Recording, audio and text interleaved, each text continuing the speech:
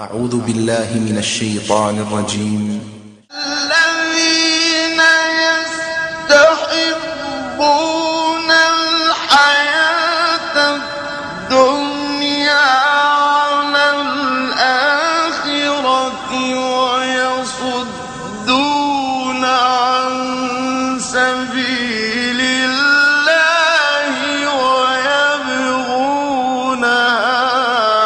عوجا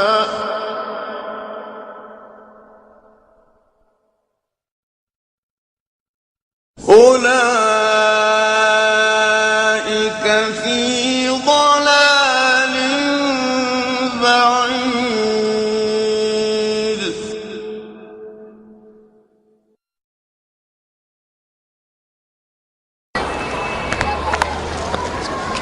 کیا تعویذ پہننا بھی شرک ہے؟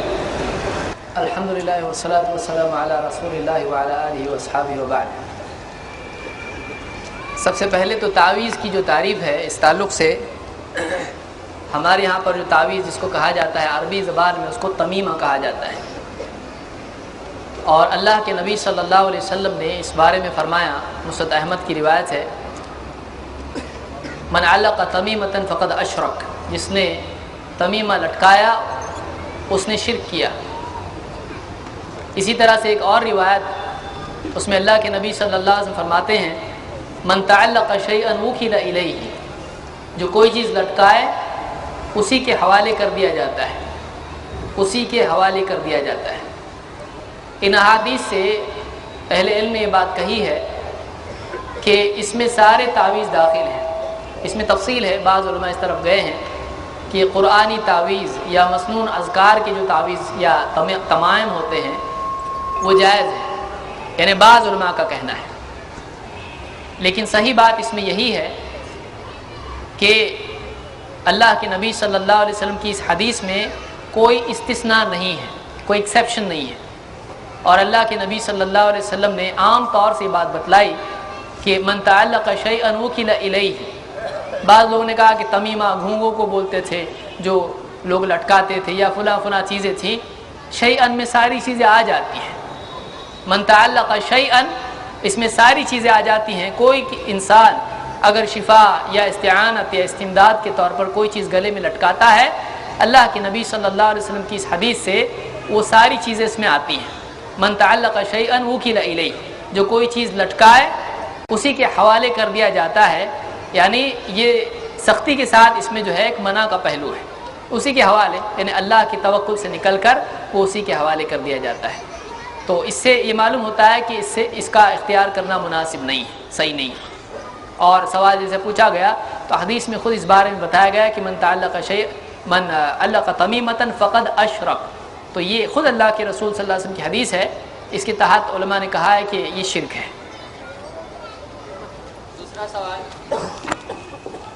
دوسرا سوال نصر اللہ خان صاحب کی طرف سے آیا ہے جو کہ تجارت کرتے ہیں. انہوں نے سوال کیا ہے، کچھ لوگوں کا کہنا ہے کہ اللہ تعالیٰ نے اپنے نبی کو اپنے نور سے پیدا کیا ہے، وضاحت طلب ہے. اس بارے میں کہ اللہ کے نبی صلی اللہ علیہ وسلم کی تخلیق نور سے ہوئی ایک روایت ذکر کی جاتی ہے، کشف الخفا وغیرہ میں یہ روایت ذکر کی گئی ہے. اول شیء خلق اللہ نور نبیک یا جابر، کہ اے جابر سب سے پہلی چیز جو اللہ تعالیٰ نے پیدا کی وہ تیرے نبی کا نور ہے. اور اس کے بارے میں حوالہ ذکر کیا جاتا ہے کہ مصنف عبدالرزاق میں یہ روایت ہے، لیکن مصنف عبدالرزاق میں یہ روایت سرے سے موجود ہی نہیں ہے. اسی لیے اختلاف بہت سارے لوگوں کی جو تحقیق میں پڑے اس روایت کی. کچھ لوگوں نے کہا کہ پہلے نسخوں میں تھی بعد میں نکال دیے، کچھ نے کہا بعد میں ڈال دیا گیا، لیکن اب تک کہ کوئی نسخہ ایسا معتمد ہمارے سامنے نہیں آیا. اہل علم نے اس بارے میں ذکر نہیں کیا کہ اس میں یہ چیز مل سکے. تو اس کو کسی نے بھی صحیح نہیں کیا، تاریخ میں کسی بھی معتمد کتاب میں یہ حدیث موجود نہیں ہے. اس اعتبار سے یہ کہا جا سکتا ہے کہ یہ روایت سرے سے غیر معتبر ہے. دوسری بات یہ کہ ابو داؤد کی اور دوسری کتابوں میں روایت موجود ہے کہ اللہ کے نبی صلی اللہ علیہ وسلم نے پہلی چیز جس کو بنایا گیا، اللہ کے نبی صلی اللہ علیہ وسلم نے بتلایا کہ وہ پہلی چیز جس کو اللہ نے پیدا کیا وہ قلم ہے. ابو داؤد میں بھی ہے، ترمذی وغیرہ میں بھی روایت ہے. اول شیء خلق اللہ القلم فقال اکتب فقال ما اکتب، یہ لمبی روایت ہے. اس میں اللہ کے نبی صلی اللہ علیہ وسلم فرماتے ہیں پہلی چیز جس کو اللہ نے پیدا کیا وہ قلم تھا. اللہ تعالیٰ نے فرمایا لکھ. اس نے پوچھا کیا لکھوں؟ اللہ تعالیٰ نے کہا کہ تمام چیزوں کی تقدیر ابد تک لکھ. ایک روایت میں الی یوم القیامہ، قیامت تک کے ساری چیزوں کی تقدیر لکھ دے. تو اس روایت سے اول چیز جس کو پیدا کیا گیا قلم ثابت ہوتی ہے. اور کوئی اور روایت معتبر ہمارے سامنے نہیں ہے جس سے ثابت ہو سکے کہ اللہ کے نبی صلی اللہ علیہ وسلم کو نور سے پیدا کیا گیا.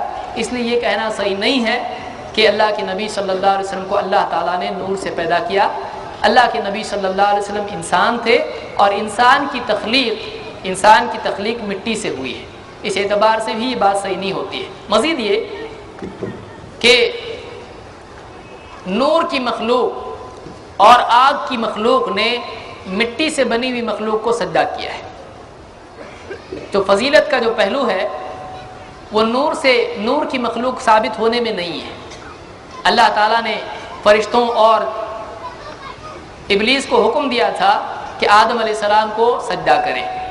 فرشتے نور سے بنے ہیں، مسلم کی روایت ہے. اور جنات کو آگ سے اللہ نے پیدا کیا ہے. اور آدم علیہ السلام کو اللہ تعالیٰ نے مٹی سے پیدا کیا ہے. ان کی اولاد بھی مٹی والی ہی ہے. اس اعتبار سے اللہ کے نبی صلی اللہ علیہ وسلم آدم علیہ السلام کی اولاد ہی میں سے ہے. تو آپ صلی اللہ علیہ وسلم کی تخلیق بھی مٹی سے ہوئی ہے. تو اس اعتبار سے نور کی تخلیق کے لیے اور اول اور نور سے بننا، یہ دو باتیں ہوئی. اول تخلیق کے اعتبار سے تو قلم کی حدیث ہے، اور نور سے تخلیق کے اعتبار سے خود مٹی کی آیت اور حدیثیں ہم دیکھتے ہیں. تو اس سے ثابت ہوتا ہے کہ اب تک کہ تو یہ ثابت نہیں ہوا. دوسرا سوال شمس الدین بھائی کی طرف سے ہے، بدعت حسنہ کس کو کہتے ہیں؟ جو لوگ بدعت حسنہ کو مانتے ہیں اور شرعی دلیل مانتے ہیں وہ کس کو کہتے ہیں، اس کے بارے میں ہم غور کر سکتے ہیں. بدعت حسنہ کو تسلیم کرنے والے حضرات، یہ علمی اختلاف ہے، وہ کہتے ہیں کہ ایسی بدعت جو دین کے یا سنت کے یا ثابت شدہ دین کے خلاف نہ ہو اس کو بدعت حسنہ کہتے ہیں. یا سادے الفاظ میں آپ اس کو کہیں اچھی بدعت کو بدعت حسنہ کہتے ہیں. دین میں نکالی گئی وہ چیز جو دین کی کسی چیز سے ٹکراتی نہ ہو، خلاف نہ ہو، اور اس میں اچھا پن کچھ نہ کچھ ہو، چاہے طعام کے اعتبار سے ہو یا کسی اور اعتبار سے ہو، کچھ نہ کچھ اچھائی اس میں ہو، عبادات کی زیادتی یا کچھ اس طرح سے ہو، اس کو اچھی بدعت وہ حضرات کہتے ہیں. لیکن بدعت حسنہ دین میں مقبول نہیں ہے، اس لیے کہ بدعت حسنہ اگر تسلیم کر لیں تو ایک انسان کو بڑی مشکل پیش آتی ہے یہ ثابت کرنے میں. اولا تو اس کا کوئی ثبوت ہی نہیں، وجود ہی نہیں. شریعت میں اللہ کے نبی صلی اللہ علیہ وسلم نے جب کہا کہ کل بدعت ضلالہ وکل ضلالۃ فی النار، مسلم میں یا نسائی وغیرہ میں اور مختلف کتب میں حدیث آئی ہے کہ ہر بدعت گمراہی ہے اور ہر گمراہی کا انجام جہنم کی آگ ہے. تو اس حدیث میں اللہ کے نبی صلی اللہ علیہ وسلم نے نہیں کہا ہر بدعت گمراہی ہے سوائے بدعت حسنہ کی. تو اس طرح سے ہم کو نہیں ملتا ہے. تو دین میں، عبادات میں، شریعت میں نکالا جانے والا ہر عمل جو اللہ کے نبی صلی اللہ علیہ وسلم سے ثابت نہ ہو وہ بدعت ضلالہ ہی ہے، چاہے وہ کتنا اچھا دکھائی دے. اسی لیے عبداللہ ابن عمر رضی اللہ تعالیٰ کا قول آپ یاد رکھیں، انہوں نے کہا کل بدعت ضلالہ وان رآها الناس حسنہ، ہر بدعت گمراہی ہے چاہے لوگوں کو وہ بھلائی دکھائی دیتی ہو. حسنہ بدعہ ایک ہی روایت میں یہ لفظ آیا ہے کہ ہر بدعت ضلالہ ہے چاہے وہ حسنہ دکھائی دیتی ہو. اتنا واضح قول ہے، اس کے بعد بھی ایک آدمی کہے نہیں بدعت حسنہ ہوتی ہے، بہت جرت کی بات ہے. مزید یہ کہ جو روایت میں نے عبداللہ ابن مسعود رضی اللہ تعالیٰ کی ذکر کی ہے،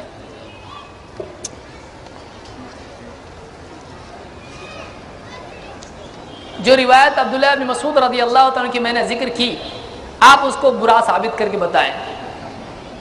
اس میں جو عمل تھا کیا تھا؟ کنکریاں لے کے بیٹھے ہیں، گن رہے ہیں اور سبحان اللہ کہہ رہے ہیں، اللہ اکبر کہہ رہے ہیں، لا الہ الا اللہ کہہ رہے ہیں. اس میں برا کیا ہے؟ کوئی برا ثابت کر کے بتلا دے. عبداللہ ابن مسعود رضی اللہ تعالیٰ نے اس کو کیوں برا کہا؟ صرف اس لیے برا کہا کہ یہ عمل اللہ کے نبی صلی اللہ علیہ وسلم کے زمانے میں نہیں تھا، اللہ کے نبی صلی اللہ علیہ وسلم نے یہ تعلیم نہیں دیا، ورنہ کوئی بتا دے اس میں برائی کیا ہے، اس میں برائی کیا ہے۔ پھر کوئی آدمی کچھ بھی کرنے لگ جائے اس میں برائی ثابت کرنا بڑا مشکل ہوتا ہے۔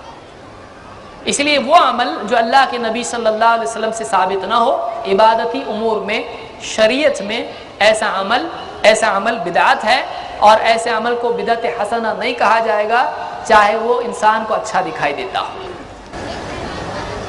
محمد حسین شیخ بھائی سوال کرتے ہیں، کیا حضور محمد صلی اللہ علیہ وسلم کے وسیلے سے دعا مانگنا جائز ہے؟ کیا آدم علیہ السلام نے محمد صلی اللہ علیہ وسلم کے وسیلے سے دعا مانگی تھی؟ اس سوال کے دو حصے ہیں کہ کیا اللہ کے رسول صلی اللہ علیہ وسلم کے وسیلے سے دعا کرنا جائز ہے، اور دوسرا اس کی دلیل سے متعلق ہے جو اکثر دلیل لی جاتی ہے کہ کیا آدم علیہ السلام نے اللہ کے رسول صلی اللہ علیہ وسلم کے وسیلے سے دعا کی تھی۔ جہاں تک کہ نبی کریم صلی اللہ علیہ وسلم کے وسیلے سے دعا کرنے کا معاملہ ہے، اس تعلق سے کوئی ایسی روایت قابل اعتماد نہیں ہے جس کی بنیاد پر یہ کہا جائے کہ ایک آدمی دعا کرتے وقت میں یہ دعا کرے کہ اللہ میری دعا کو اللہ کے رسول صلی اللہ علیہ وسلم کے وسیلے سے قبول فرما۔ صحابہ کا یہ عمل ہم کو نہیں ملتا ہے۔ جو روایت اس کی دلیل میں پیش کی جاتی ہیں وہ روایت یا تو صحیح نہیں ہے، یا پھر ان روایت سے وہ معنی لیا جاتا ہے جو کہ ان روایت میں نہیں ہے، یا تو وہ صحیح نہیں ہے یا تو وہ معنی لیا جاتا ہے جو کہ ان روایت میں نہیں ہے۔ جہاں تک کہ آدم علیہ السلام کی روایت ہے، اس کو امام الحاکم نے روایت کیا اور دوسروں نے بھی، امام البیہقی وغیرہ نے بھی، تو یہ روایت قابل اعتماد نہیں ہے، اس لیے کہ اس میں عبد الرحمن ابن زید ابن اسلم ہے، اور خود حاکم نے اپنی بعض کتب میں المدخل وغیرہ میں اس راوی کے بارے میں کہا کہ اپنے باپ سے موضوع روایتیں ذکر کرتا تھا، تو یہ روایت جو ہے قابل اعتبار نہیں ہے، یہ روایت قابل اعتبار نہیں ہے۔ اس لیے اس سے یہ ثابت نہیں ہوتا ہے کہ آدم علیہ السلام نے اللہ کے نبی صلی اللہ علیہ وسلم کے وسیلے سے دعا کی تھی۔ مزید بخاری کی روایت میں عمر بن خطاب رضی اللہ تعالیٰ عنہ کا بارش کے لیے دعا کرنے کے وقت یوں کہنا کہ اے اللہ، ہم نبی کریم صلی اللہ علیہ وسلم کے زمانے میں آپ کے وسیلے سے دعا کرتے تھے، اور اب ہم آپ کے چچا کے وسیلے سے دعا کرتے ہیں۔ یہ قول جو امام البخاری نے کتاب الاستسقاء میں ذکر کیا ہے، یہ خود بتاتا ہے کہ اللہ کے نبی صلی اللہ علیہ وسلم کے وسیلے سے، آپ کے یعنی نام کے وسیلے سے دعا کرنا صحابہ نہیں کرتے تھے۔ اتنے بڑے مجمع میں نبی کریم صلی اللہ علیہ وسلم سے بڑھ کے وسیلہ اور کیا ہو سکتا ہے؟ آپ کو ترک کر کے آپ کے چچا جو موجود تھے، وہ چچا نہیں جن کی شہادت ہوئی تھی، وہ چچا جن کی وفات نہیں ہوئی، تو عباس رضی اللہ تعالیٰ کو آگے بڑھایا گیا اور انہوں نے دعا کی۔ تو نبی کو چھوڑ کر صحابی کا وسیلہ، افضل کو چھوڑ کر مفضول کا وسیلہ کیسے لیا گیا؟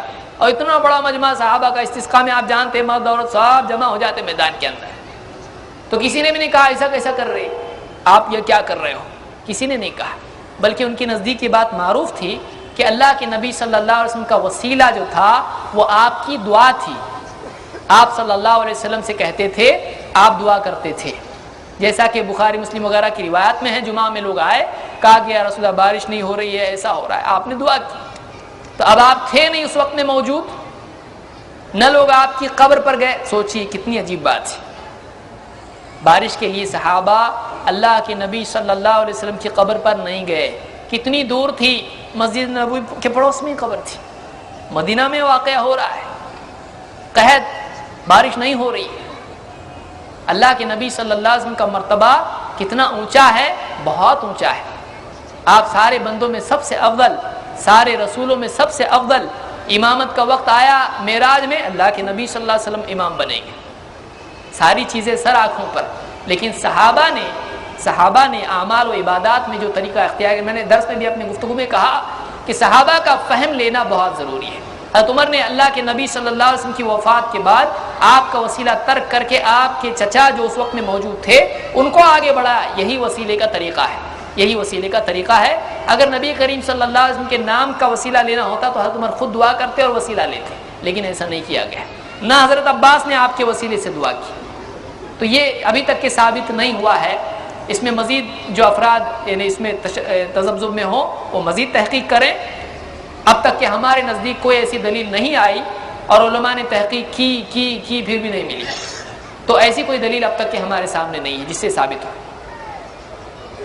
شیخ امتیاز ایک بھائی ہیں وہ سوال کرتے ہیں کہ فجر کی اذان میں الصلاۃ خیر من النوم کہنا یہ بدعت حسنہ ہے، یہ نبی کے بعد کے زمانے کی بات ہے، اور ایسی اجتماع کی محفل سے جانا بھی بدعت حسنہ ہے کیونکہ ایسی محفلیں نبی صلی اللہ علیہ وسلم کے زمانے میں منعقد نہیں ہوتی. دو سوال ہیں.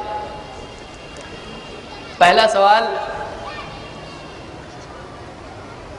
ہے، دوسرا میں سمجھتا ہوں شکایت ہے، لیکن پوچھنے والا حق رکھتا ہے کہ پوچھے، اس لیے کہ جب ہم بدعت کو برا کہہ رہے ہیں تو جس کو وہ بدعت سمجھتا ہے کہیں ایسا نہ ہو کہ ہم اس کو اچھا سمجھ رہے ہوں، تو اعتراض کرنے والے کو حق ہے کہ اعتراض کرے اگر نیت اچھی ہو. پہلی بات تو یہ کہ الصلاۃ خیر من النوم اگر ابو داؤد کی روایت ہم دیکھیں تو خود اللہ کے نبی صلی اللہ علیہ وسلم نے ابو محذورہ رضی اللہ تعالیٰ عنہ کو یہ الفاظ سکھائے تھے. تو اذان کے ابواب میں جو آدمی چاہتا ہے اس کی دلیل، اذان کے ابواب میں سنن ابی داؤد اذان کے باب میں دیکھ لے، فجر کی اذان کے اندر خود اللہ کے نبی صلی اللہ علیہ وسلم نے یہ الفاظ سکھائے کہ جب فجر کی اذان ہو تو ایسا کہنا الصلاۃ خیر من النوم. تو یہ دلیل تو مل گئی، یہ بدعت حسنہ نہیں ہوئی، یہ سنت حسنہ ہوئی. دوسری چیز، ایسی محفلیں سجانا کیا یہ بھی بدعت کے ضمن میں آتا ہے یا نہیں آتا ہے؟ اللہ کے نبی صلی اللہ علیہ وسلم کے زمانے میں مساجد میں دین کی مجلسیں ہوا کرتی تھی اور لوگ آتے تھے بیٹھتے تھے روزانہ دین کی بات جب بھی ہوتی. اسی لیے حضرت عمر نے باری طے کی تھی، ایک دن میں ایک دن پڑوسی. تو بلا شبہ بہترین طریقہ یہی ہے کہ مساجد میں عوام کی تربیت کے لیے ہر مسجد کا امام وہاں پر تعلیم دے. لیکن اگر کہیں دوسرے علاقے سے کوئی آتا ہے اور لوگ یہ سمجھتے ہیں کہ یہ ہم کو کوئی اور مزید بات بتلائیں گے تو ان کو بھی خطاب کرنے کا موقع مل سکتا ہے. اگر جگہ اتنی ہے کہ مسجد میں لوگ بیٹھ کے سیکھیں تو بہت اچھی بات ہے، ایسی بڑی مسجد ہو جائے بہت اچھی بات ہے، تو مسجد کے باہر جا کر کرنے کی ضرورت کیا ہے. لیکن اگر جگہ نہ ہو اور مشکل ہو تو پھر کسی ایسی جگہ پر جمع کیا جا سکتا ہے جہاں پر لوگوں کے بیٹھنے میں دقت نہ ہو. یہ مجبوری کا مسئلہ ہے نہ کہ تدین کا. کوئی کہنے میدان میں بیٹھ کے بات سنے نا بہت ثواب ملتا ہے، کوئی اگر ایسا کہے یہ آدمی غلط ہے. کھلے آسمان کے نیچے اللہ کی رحمت نازل ہوتی ہے، جمع ہو جاؤ، ایسا اگر کوئی کہہ کے جمع کرتا ہے اس پروگرام کے لیے تو غلط ہے. لیکن اگر مسجد چھوٹی ہے اور وہاں پر خطاب تو کیا نماز کے لیے لوگ نہیں بیٹھ پاتے ہیں تو پھر وہیں پہ ٹھونس دینا سب کو اندر ہی بیٹھ کے سنو، یہ بات غلط ہے. میں سمجھتا ہوں انصاف کی بات یہ ہے کہ ایسی مجالس منعقد کی جا سکتی ہیں اگر جگہ مسجد ایسی ہے اتنی بڑی ہے کہ اتنے سب لوگ بیٹھ سکتے ہیں، بہت اچھی بات ہے. نہیں بیٹھ سکتے ہیں تو جہاں بیٹھ سکتے ہیں وہاں بیٹھیں، اس لیے کہ دین کی گفتگو کے لیے جگہ کی قید نہیں ہے. اللہ کے نبی صلی اللہ علیہ وسلم نے فرمایا علموا ویسروا، علموا ویسروا ولا تعسروا، تعلیم دو سکھاؤ. مسند احمد کے الفاظ ہیں ادعوا الناس، لوگوں کو دعوت دو. اور آپ نے کہا یسروا ولا تعسروا، آسانی پیدا کرو مشکل پیدا مت کرو. لوگوں کی آسانی جس میں ہے اللہ کے رسول صلی اللہ علیہ وسلم کا حکم ہے جو لوگوں کے لیے آسان اس کو کیا جائے. اب یہاں کے منتظمین غور کریں اور جس کو اعتراض ہو شکایت ہو منتظمین سے پوچھے یہ آسان ہے یا وہ آسان ہے، تو ہم کو تو یہی آسان دکھائی دیتا ہے، تو اس میں کوئی اعتراض نہیں ہے. ایک بھائی سوال کرتے ہیں حضور صلی اللہ علیہ وسلم اگر نور نہیں ہے تو پھر ان کا سایہ کیوں نہیں تھا؟ حضور صلی اللہ علیہ وسلم اگر نور نہیں تو ان کا سایہ کیوں نہیں تھا؟ دیکھیے اولاً تو یہ بات ثابت نہیں ہے کہ اللہ کے نبی صلی اللہ علیہ وسلم کا سایہ نہیں تھا. مسند احمد کی ایک روایت میں یہ موجود ہے کہ اللہ کے نبی صلی اللہ علیہ وسلم کی زوجہ محترمہ غالباً حضرت میمونہ رضی اللہ تعالیٰ فرماتی ہیں پھر میں نے آپ کو دیکھا تو آپ کا سایہ مجھ کو نظر آیا. یہ مسند احمد کی روایت ہے. لیکن پھر بھی بطور جدل اگر کوئی کہتا ہو تو ہم یہ کہیں کہ سایہ نہ گرنا نور ہونے کی دلیل نہیں ہے. انسان کی اولاد ہونا مٹی سے ہونے کی دلیل ہے. یعنی کوئی آدمی وہاں سے بھی آ سکتا ہے کہ انسان کی اولاد ہے، انسان کو مٹی سے پیدا کیا، اللہ کے نبی صلی اللہ علیہ وسلم کو مٹی سے پیدا کیا ہے. اور قرآن و سنت میں کہیں بھی یہ نہیں ہے کہ اللہ کے نبی صلی اللہ علیہ وسلم کو اپنے نور سے اللہ تعالیٰ نے پیدا کیا. تو جب تک کہ یہ بات ثابت نہ ہو، سایہ نہ ہونے کی وجہ سے کوئی آدمی یہ نہیں کہہ سکتا ہے کہ نور سے پیدا ہو. بہت ساری چیزیں ہم کو دکھائی دیتی ہیں. چاند کا سایہ آپ کو زمین پہ پڑتا ہے؟ نہیں پڑتا ہے. بلب کا سایہ پڑتا ہے، وہ نور سے بنا ہے، اس کے اندر نور ہے. تو ضروری نہیں ہے. یہ استدلال کا طریقہ جو ہے یہ سنت کے مطابق نہیں ہے. ہم وہ قوم ہیں کہ ہمارے لیے اللہ کے رسول صلی اللہ علیہ وسلم کی بات ہمارے خیالات سے زیادہ بہتر ہے، کیونکہ ہمارے خیالات میں شیطان کے وسوسے داخل ہو سکتے ہیں. شیطان ہم کو غلط بات ذہن میں ڈال سکتا ہے. بہتر یہ ہے کہ ہم اللہ کے نبی صلی اللہ علیہ وسلم کے اقوال، آپ کی تعلیمات کی طرف رجوع کریں اور دیکھیں صحابہ کا عقیدہ کیا تھا، نہ یہ کہ ہم اپنی طرف سے کوئی عقیدہ نکالیں. ایک بھائی یہ سوال کرتے ہیں کہ اگر کوئی شخص قبروں پر سجدے کی نیت سے سر نہیں جھکاتے ہیں بلکہ ہم بزرگوں کے احترام میں سر جھکاتے ہیں، اگر دل میں سجدے کی نیت نہیں ہے تو پھر وہ شرک کیسے ہوا؟ اس سلسلے میں روشنی ڈالیے. میں سمجھتا ہوں اس کا مجمل جواب بلکہ مفصل درس ہی میں دے چکا ہوں، لیکن چونکہ سوال ہے اس لیے ضروری ہے کہ جواب اس کا دوں. اگر کوئی آدمی سوال کرے کہ اگر ہم قبر پر سجدہ کرتے ہیں اور سجدے کی نیت نہیں ہے، سر جھکا کر کیا رہے ہیں وہاں پر؟ اگر آدمی قبر پر سجدہ کرے اور سجدے کی نیت نہ ہو تو پھر کیا اس نے؟ دوسری بات یہ کہ کسی انسان کا عمل اور نیت اس میں اختلاف ہو تو ظاہری عمل نبی کے تابع ہونا ضروری ہے، اگرچہ اس کی نیت ہم نہیں جانتے ہیں. کوئی دیکھنے والا نیت نہیں جانتا ہے، اس لیے ظاہر پر حکم لگایا جائے گا. رہا یہ مسئلہ کہ ایک انسان تعظیم کی غرض سے کسی صالح کو حیات میں یا اس کی قبر پر سجدہ کرے تو شرعاً اس کا کیا حکم ہے، یہ سوال ہے. کوئی آدمی تعظیم کی نیت سے کسی صالح اللہ والے کی قبر پر یا زندگی ہی میں اس کو سجدہ کرے، نیت سجدے کی عبادت کی نہ ہو، تو کہ پھر بھی شرک ہوتا کیا؟ ایسا لوگ پوچھ سکتے ہیں. اس کا کیا حکم ہے؟ اللہ کے نبی صلی اللہ علیہ وسلم کے قول میں اس کا حکم ہم معلوم کرتے ہیں. سب سے بڑے اللہ والوں کے سردار نبی کریم صلی اللہ علیہ وسلم، اللہ کے رسول صلی اللہ علیہ وسلم کے صحابی معاذ بن جبل رضی اللہ تعالیٰ عنہ یمن گئے، جو بھی ذمہ داری تھی پوری کی، یمن سے واپس مدینہ آئے. آنے کے بعد پہلا کام اللہ کے نبی صلی اللہ علیہ وسلم کو سجدہ کیا. آپ نے کہا یا معاذ ما ھذا، اے معاذ کیا کر رہا ہے، یہ کیا؟ اللہ کے رسول، میں نے دیکھا وہاں پہ لوگ اپنے بڑوں کو ایسے ہی کرتے، سجدہ کرتے. میں نے چاہا میں بھی آپ کو سجدہ کروں.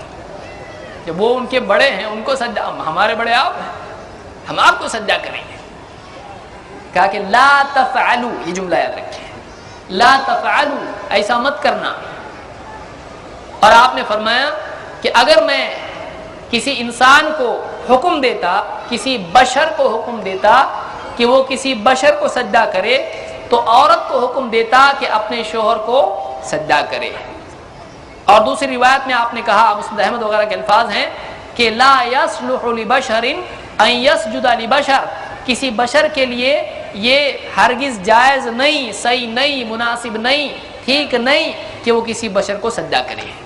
منع کر دیا اللہ کے نبی صلی اللہ علیہ وسلم نے. تو آپ صلی اللہ علیہ وسلم سے بڑھ کے اگر کوئی کون ہے کوئی نہیں، آپ نے خود منع کر دیا ہے. اور کوئی ایک صحابیہ آپ بتا دیں کہ جس نے اللہ کے نبی صلی اللہ علیہ وسلم کی قبر پر جا کر سجدہ کیا ہو اور پلٹ کے پبلک سے کہا ہو کہ عبادت کی نیت سے میں نے نہیں کیا، تعظیم سے کیا. کسی صحابی نے ایسا نہیں کیا. صحابہ ہم سے زیادہ اللہ کے نبی صلی اللہ علیہ وسلم کی تعظیم کرتے تھے.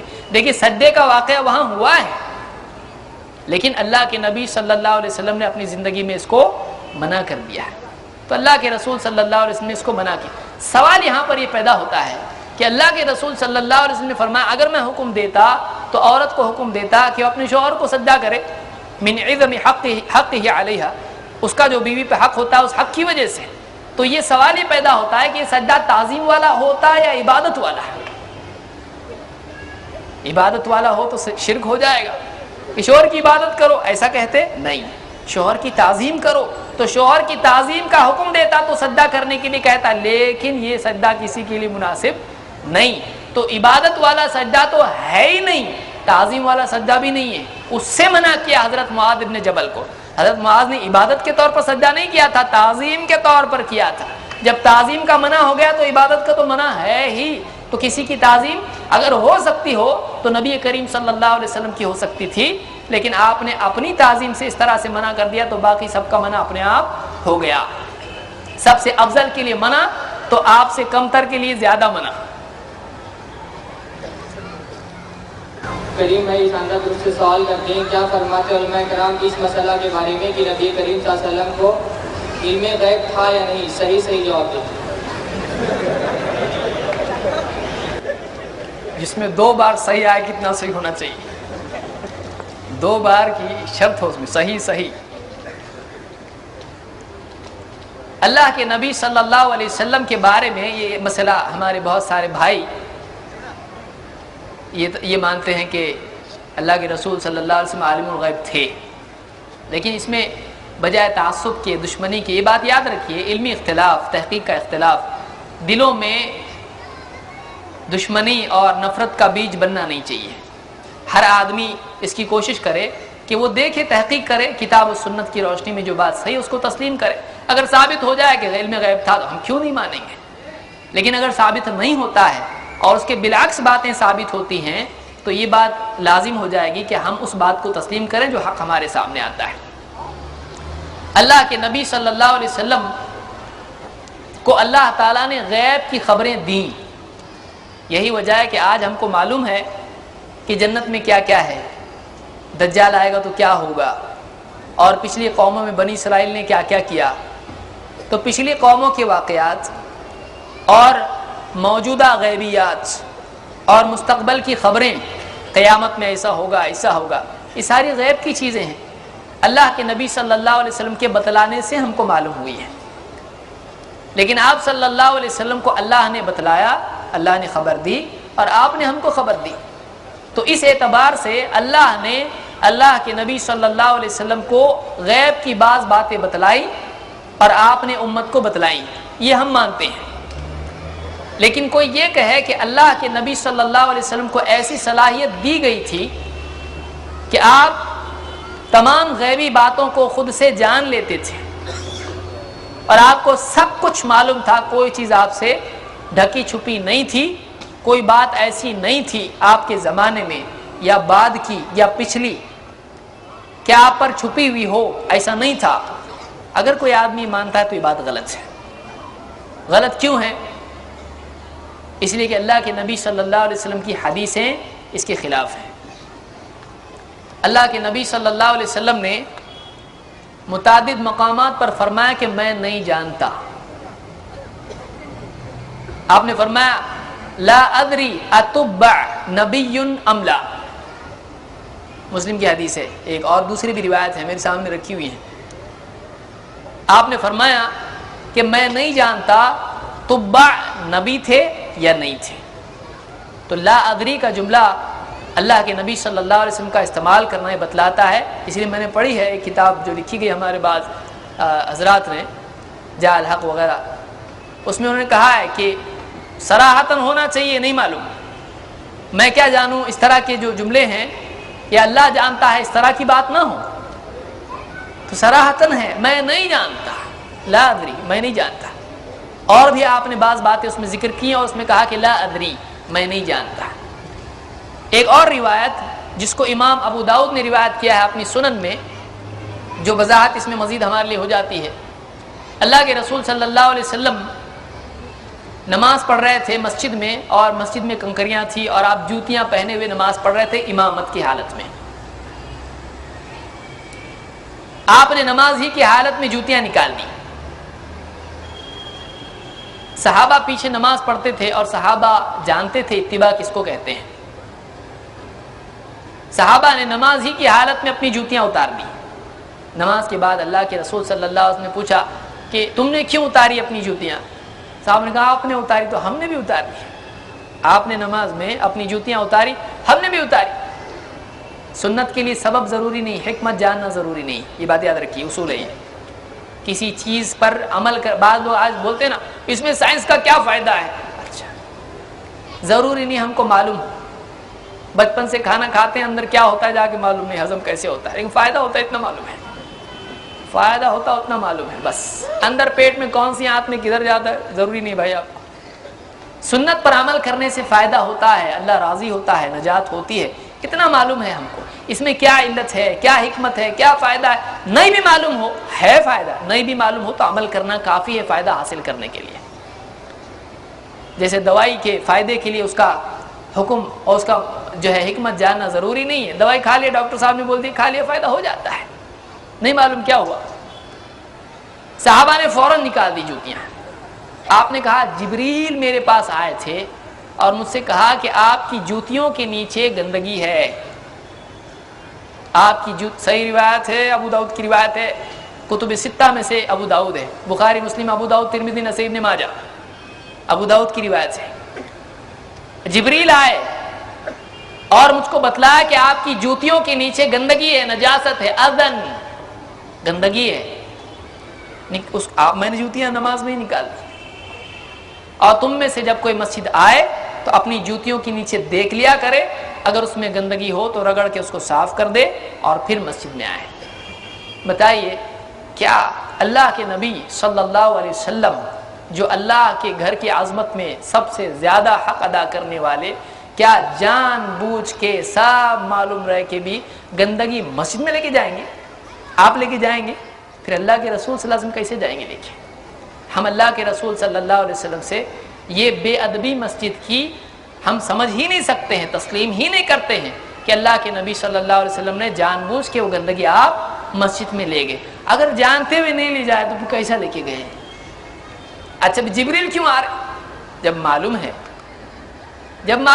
جبریل کیوں آ رہے؟ جبریل آ کے بتانے کے بعد نکالے یا اس سے پہلے آ کے بتائے کہ آپ کی جوتیوں کے نیچے؟ اب بتا رہے ہیں صحابہ کو میں نے کیوں نکالا.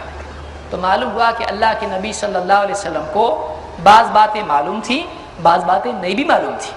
اور اس روایت سے تو یہ معلوم ہوا کہ آپ کے جوتیوں کے نیچے نجاست تھی, آپ کو نہیں معلوم تھا. رحمان نے جبریل کو بھیجا بتانے کے لیے, آسمان سے جبریل آ رہے ہیں, تب جا کے معلوم پڑا کہ جوتیوں کے نیچے نجاست ہے. نبی کریم صلی اللہ علیہ وسلم کے علم کے اعتبار سے سب سے زیادہ ہونا اس میں کوئی شک نہیں ہے. اللہ تعالیٰ نے شریعت کا علم اور اپنی معرفت کا علم اللہ تعالیٰ نے نبی کریم صلی اللہ علیہ وسلم کو کمال درجے میں دیا. لیکن یہ کہنا کہ ہر بات اللہ کے نبی صلی اللہ علیہ وسلم جانتے تھے, اس حدیث سے اس کی نفی ہوتی ہے, اس حدیث سے اس کی نفی ہوتی ہے. یہ قیامت سے پہلے ہے اور اس میں بالکل صاف انداز میں بات سامنے آتی ہے کہ اللہ کے نبی صلی اللہ علیہ وسلم کو نہیں معلوم تھا کہ آپ کی جوتیوں کے نیچے نجاست ہے.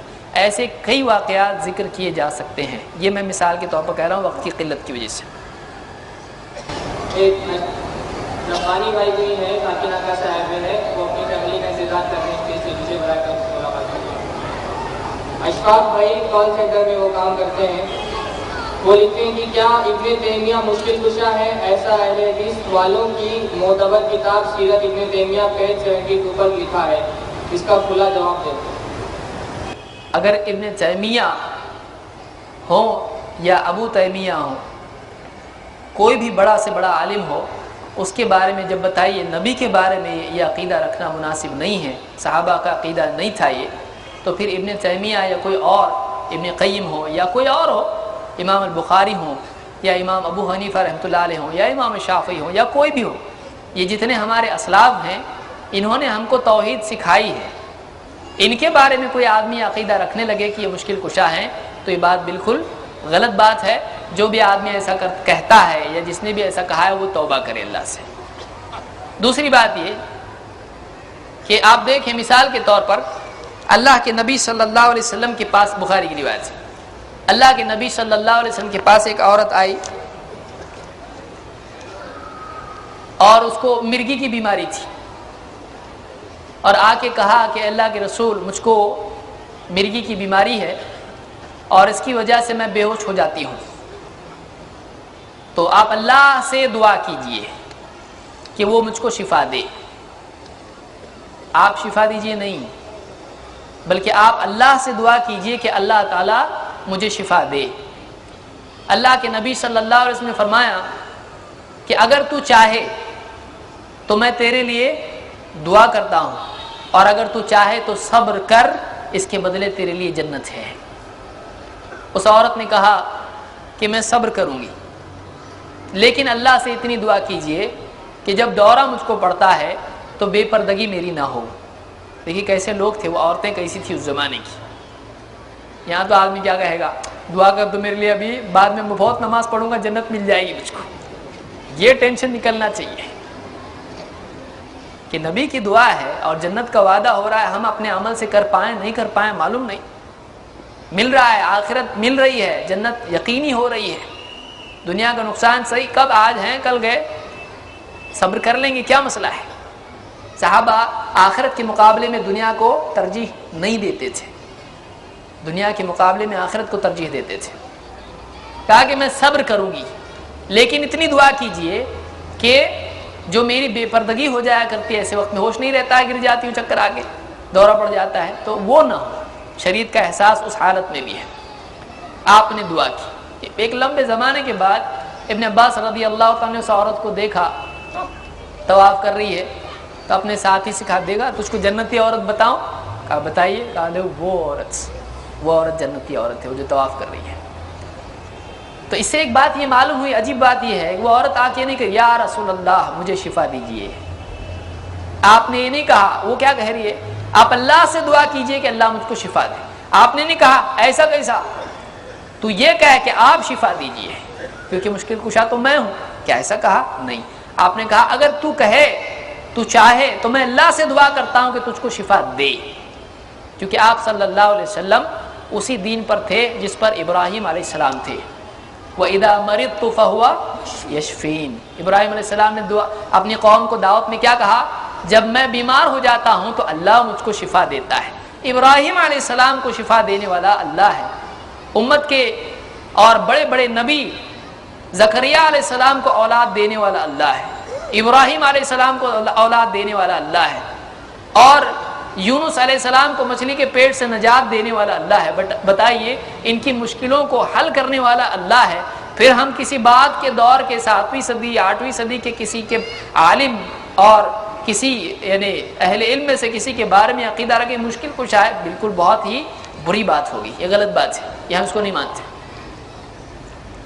نور محمد بھائی جو بھی طالب علم ہیں وہ سوال کرتے ہیں سرکار صلی اللہ علیہ وسلم نور ہیں یا نہیں، اگر نہیں تو امام عسقلانی کے تعلق سے آپ کا کیا عقیدہ ہے وضاحت فرمائیے۔ وہ تو آپ صلی اللہ علیہ وسلم کو نور مانتے ہیں، اور قد جاءکم من اللہ نور و کتاب مبین کی تفسیر میں حضرت عبداللہ ابن عباس رضی اللہ عنہما نور سے مراد آپ کی ذات بتاتے ہیں۔ تفسیر ابن عباس عربی صفحہ، اس کے تعلق سے آپ کا عقیدہ کیا ہے؟ دیکھیے جہاں تک کہ یہ آیت ہے، اب اس میں ایک بات ہے، اس میں دو لوگوں سے استدلال ہے۔ قد جاءکم من اللہ نور و کتاب مبین، اللہ کی طرف سے تمہارے پاس نور اور کتاب مبین آ گئی۔ اس کی تفسیر میں اگر آپ دیکھیں زاد المسیر یا تفسیر ابن کثیر یا دوسری جتنی بھی تفسیریں ہیں، ابن حجر کا قول مجھ کو نہیں معلوم، لیکن قتادہ کی طرف اس بات کی نسبت متعدد تفاسیر میں ہے کہ قتادہ جو تابعی ہیں ان کا کہنا ہے کہ یہاں نور سے مراد اللہ کے رسول صلی اللہ علیہ وسلم ہے۔ لیکن یہاں پر یہ بات سمجھنے کی ہے، جنہوں نے اس آیت میں نور سے مراد، تین قول ہیں، پہلے تو یہ سمجھ لیں مفسرین کے اقوال جو اس میں ہیں نور سے متعلق اس آیت میں۔ ایک قول ہے نبی کریم صلی اللہ علیہ وسلم اس سے مراد ہے، قتادہ کی طرف اس کی نسبت ہے، اور دوسروں نے بھی اس کو ذکر کیا ہے۔ دوسرا قول ہے اس سے مراد اسلام ہے۔ تیسرا قول ہے اس سے مراد قرآن ہے۔ اس معنی پر مفسرین کا کبھی اتفاق نہیں ہوا کہ اس سے مراد محمد رسول اللہ صلی اللہ علیہ وسلم ہے۔ ابن عباس کی تفسیر کے بارے میں آپ اگر تحقیق کریں تو علماء کے اقوال اس میں آپ کو ملیں گے کہ ابن عباس سے متعدد تلاميذ ان کی تفسیر ذکر کرتے ہیں، لیکن ابن عباس کی تفسیر جو ہے یہ بعض سندوں سے مقبول ہے، بعض سندوں سے نہیں۔ اگر ابن عباس کی وہ سند ہم کو مل جائے جس میں ان کا قول یہ ذکر کیا گیا ہے تب اس پر غور کیا جا سکتا ہے۔ تنویر المقباس میں سند نہیں ہے، میرے علم میں تو نہیں ہے۔ تنویر المقباس تفسیر ابن عباس جو ہے عام طور سے جو ملتی ہے تو اس میں کتنے اقوال ان کے با سند موجود ہے اور کتنے بے سند ہیں یہ دیکھنا ضروری ہے۔ قطع نظر اس سے اگر یہ ہم اس قول کو اختیار کر بھی لیں کہ اس سے مراد قد جاءکم من اللہ نور و کتاب مبین، کہ اللہ کی طرف سے تمہارے پاس نور اور کتاب مبین آ گئی، تو اس میں نور سے مراد جنہوں نے محمد رسول اللہ صلی اللہ علیہ وسلم کی ذات کو لیا ہے انہوں نے کس اعتبار سے نور لیا ہے یہ غور کریں۔ مجال حق وغیرہ میں پڑھ رہا تھا تو اس میں متعدد مقامات پر علامہ آلوسی کا ذکر آتا ہے۔ آپ بیضاوی، آلوسی اور جتنی بھی تفاسیر ان میں غور کریں، جنہوں نے نور مراد لیا ہے انہوں نے بھی یہاں یہ کہا ہے کہ نور اس اعتبار سے کہ اس سے پہلے کا حصہ اس کی وضاحت کر رہا ہے۔ قد جاءکم رسولنا یبین لکم کثیر مما تخفون من الکتاب، کہ تمہارے پاس ہمارا رسول آ گیا جو بہت سی وہ باتیں واضح کرتا ہے جس کو کتاب میں تم چھپا دیا کرتے تھے۔ یہودیوں سے خطاب ہے اس میں۔ یہودیوں نے بہت ساری باتیں اللہ کی طرف سے آنے والی حق باتیں چھپا دی تھیں، اندھیرے میں ڈال دی تھیں۔ محمد الرسول اللہ صلی اللہ علیہ وسلم کی نبوت، آپ کی بعثت کے بعد وہ چیزیں اجالے میں آ گئی۔ آپ اس اعتبار سے گویا کہ نور تھے۔ یہی بات سب نے کہی ہے۔ میرے علم میں ایک بھی کوئی عالم ایسا نہیں ہے، ایک بھی کوئی مفسر نہیں ہے جس نے یہ کہا ہو کہ تخلیق کے اعتبار سے آپ نور تھے۔ آپ تبلیغ کے اعتبار سے، تبیین کے اعتبار سے، دین کی دعوت کے اعتبار سے، حقائق کے واضح کرنے کے اعتبار سے کوئی آدمی آپ کو کہتا ہے کہ آپ نور کی طرح تھے، اس میں کوئی برائی نہیں ہے۔ آپ صلی اللہ علیہ وسلم جب آپ نبی بنے، جب آپ نے دعوت دی تو بہت ساری باتیں جو چھپی ہوئی تھیں آپ نے اس کو سامنے کر دیا۔ بہت ساری باتیں جو اندھیرے میں پڑی ہوئی تھیں، لیخرجہم من الظلمات الی النور، تاکہ اندھیروں سے نور کی طرف لے آئے۔ اللہ نے قرآن کو اس لیے نازل کیا ہے۔ تو محمد یہاں اسی لیے یعنی بعض نے محمد صلی اللہ علیہ وسلم مراد لیا ہے، اس سے بعض نے قرآن لیا ہے۔ یہاں پر جن لوگوں نے یہ مانا کہ یہاں نور سے مراد نبی کریم صلی اللہ علیہ وسلم ہیں، انہوں نے یہ نہیں کہا کہ اس سے مراد یہ ہے کہ اللہ کے نبی صلی اللہ علیہ وسلم کو اللہ نے نور سے پیدا کیا۔ انہوں نے کہا آپ نور کی طرح ہیں کہ جب نور اندھیرے میں آتا ہے تو چھپی ہوئی چیزیں کھل کے سامنے آ جاتی ہیں، اچھا برا سامنے آ جاتا ہے، سانپ رسی کا فرق سمجھ میں آتا ہے۔ تو نور کی یہ بات ہوتی ہے کہ وہ اندھیرے میں چیزوں کی حقیقت کو واضح کر دیتا ہے۔ یہی حیثیت اللہ کے نبی صلی اللہ علیہ وسلم کی ہے۔ یہ تو قرآن میں اللہ نے کہا، اللہ تعالیٰ نے اللہ کے نبی صلی اللہ علیہ وسلم کو سراج کہا ہے، تو اس سے کس کو انکار ہے؟ آپ صلی اللہ علیہ وسلم کو اللہ تعالیٰ نے قرآن کریم میں سراج کہا ہے، آپ کو نور کہا ہے، اس سے کوئی انکار نہیں۔ لیکن آپ کے بارے میں جو نور کا عقیدہ رکھتا ہے وہ آپ کی اس دعوتی حیثیت کے طور پر نہیں رکھتا ہے، وہ آپ کے وجود اور آپ کی تخلیق کے اعتبار سے رکھتا ہے کہ آپ کو نور سے بنایا گیا، نور سے پیدا کیا گیا۔ ہم اس کو نہیں مانتے اس لیے کہ اس کی کوئی دلیل نہیں ہے۔ البتہ آپ صلی اللہ علیہ وسلم کی شخصیت، آپ کا وجود، آپ کی ذات، آپ صلی اللہ علیہ وسلم نور کی طرح تھے کہ جیسے نور اندھیرے میں اجالا پیدا کر دیتا ہے، چیزوں کے حقائق واضح کر دیتا ہے، آپ کے اقوال و اعمال سے چیزوں کی حقیقت واضح ہو جایا کرتی تھی جیسے نور سے ہوتی۔ تو یہ تو ہم بھی مانتے ہیں، اور جنہوں نے اس کو مانا ہے نور سے مراد نبی صلی اللہ علیہ وسلم کی ذات لیا ہے انہوں نے بھی یہی مانا لیا ہے۔ آپ اس میں تحقیق کر کے دیکھ سکتے ہیں۔ محمد صدیق صاحب جو ٹیلر ہیں وہ کہتے ہیں السلام علیکم حضرت، آپ نے ابن جریر کا حوالہ دیا ہمارے کمزور مطالب انصاف سے۔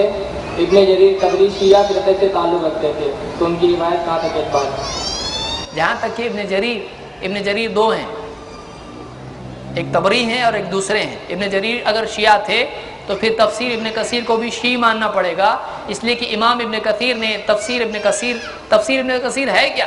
تفسیر ابن کثیر ابن جریر الطبری کی تفسیر کا خلاصہ ہے۔ علماء سے پوچھیں کہ تفسیر ابن کثیر کیا ہے؟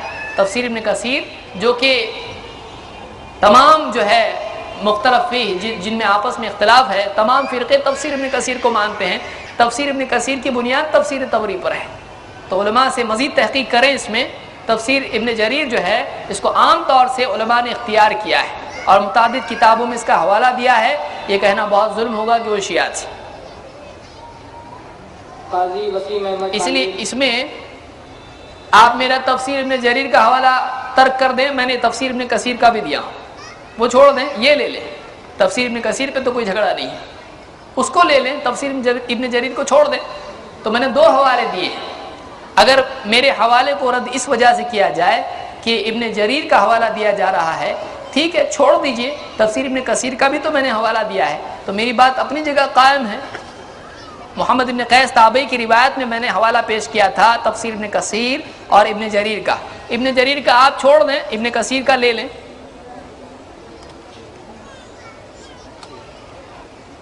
قاضی وسیم احمد صاحب جو طالب علم میں سوال کرتے ہیں، جو لوگ محمد صلی اللہ علیہ وسلم کو نبوت ملنے سے پہلے گزرے ہیں اور حق حاصل نہیں کر سکے، ان لوگوں کے ساتھ قیامت کے روز کیا عمل کیا جائے گا اور کس شریعت کے تحت؟ جو لوگ، یعنی سوال اگر میں صحیح سمجھ رہا ہوں تو یہ ہے کہ اللہ کے رسول صلی اللہ علیہ وسلم کے نبی بننے سے پہلے جو دنیا سے چلے گئے، مر گئے، موت ہو گئی، فوت ہو گئے، تو ان کا کیا ہوگا؟ اس سلسلے میں قرآن کریم کی آیت جو سورہ بنی اسرائیل میں ہے، اللہ تعالیٰ فرماتا ہے وَمَا كُنَّا مُعَذِّبِينَ حَتَّى نَبْعَثَ رَسُولًا، ہم عذاب نہیں دیتے جب تک کہ رسول نہ بھیجیں، ہم عذاب نہیں دیتے جب تک کہ رسول نہ بھیجیں۔